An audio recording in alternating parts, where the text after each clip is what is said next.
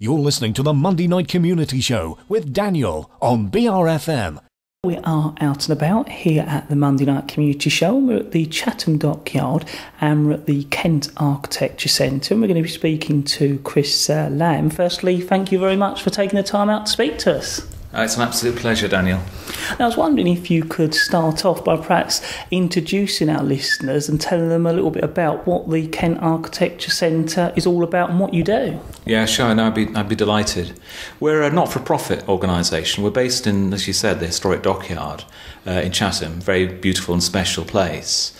And that's really our role, to help everybody throughout, the whole of the South East, build a better built environment. It's our mission. It's what we get up in the morning to do, really. We are based in Chatham. We work across the South East. And we work with a bunch of probably the best architects, designers, urban designers and engineers in the country. And we really help bring those skills to solve local problems. That's really what we do best. And we work in a very flexible way. We work locally always, and always with the local authority, and really always with the community in mind. We think always about the long term, about the value of a place, and really help support that place through our advisory work and our programmes and such. So you're there to create that extra thought and awareness? Yeah, we like to promote debate about the built environment and about design and about place. It's something everybody cares about. They don't often know how much they care about it until a big development pops up on their doorstep. And then suddenly, of course, they really want to get involved. But we also like to try and involve people much, much earlier in the process. And there are some recent projects I'd like to tell you about that kind of demonstrate that. But also, we're very interested in engaging everybody in the built environment, in thinking about how a place might be in the future. Not all development by any means is negative. Quite a lot of it can bring real positive benefits to a community. And that's really the message that we've got to get across. When it's well done, development can really help build quality of place, if it's well done. And our job really is to support it being well done. We don't actually do the design. We're not developers, we're not designers as such, although quite a lot of us are architects and planners in the team. But we're that neutral space that advises on behalf of the community. I was wondering if you could tell us a little bit about yourself and your role within the Kent Architecture Centre. Sure. I started life in architecture itself, in practice. Trained as an architect and practiced for a while.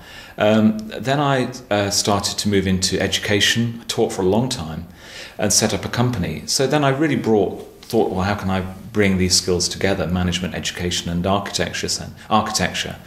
And they came together in architecture centres, because they're essentially educational organisations. And I've been here now for 4 years. Of course, we've seen enormous changes, from 2008 and the kind of global meltdown that happened. But we're still here, and we're still thriving, and we're still supporting local people to build great places. It's been tough, but we're moving forward now very positively, with great support from the industry, from local authorities, and from various government departments and such.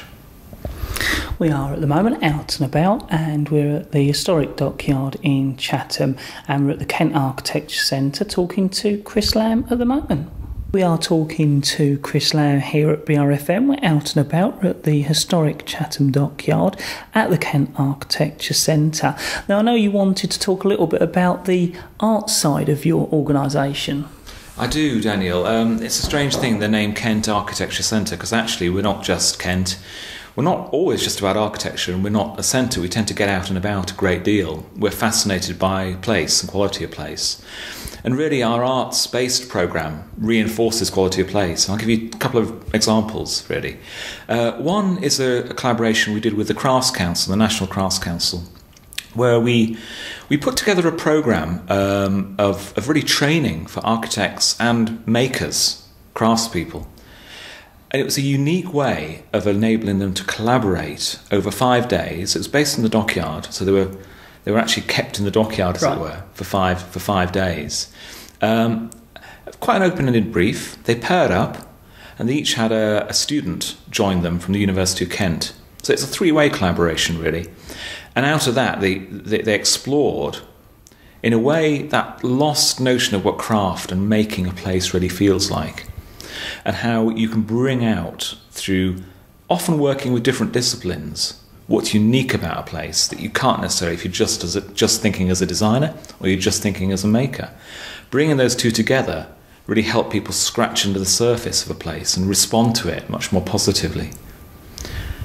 Another example, Urban Fringe, in fact recently just completed, the pilot stage of it at least, a fascinating project that really saw 4 artists working in 2 pairs really, in Medway and Swale, looking at the way in which they could create artwork that involved people, but that also reflected the distinctiveness of a place. And really at the heart of it was this notion of an artist in residence, not in a school, not an office, but actually in a place, in a community.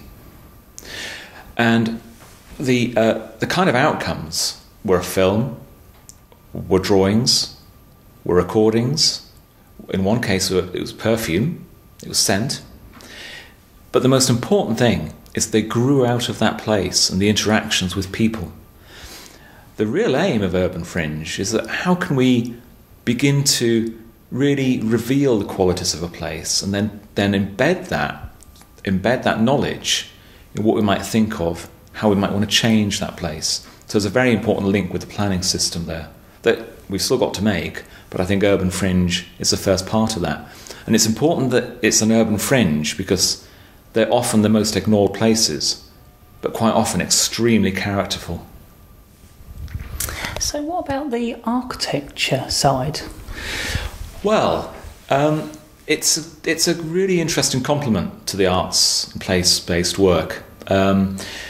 We advise on generally quite large and important developments, but not exclusively. It can be smaller schemes that are important to a local community too.